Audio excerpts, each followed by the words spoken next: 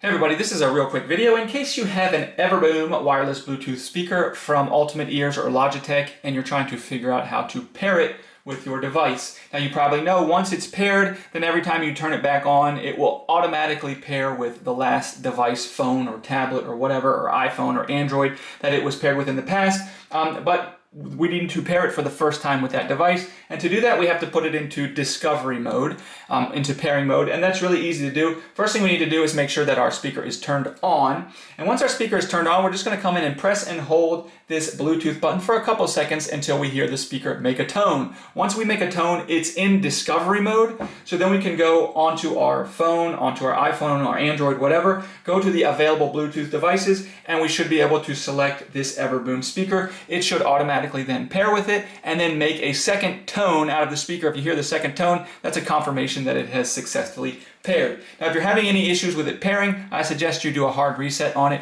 and I'll put a link in the description to how to do that.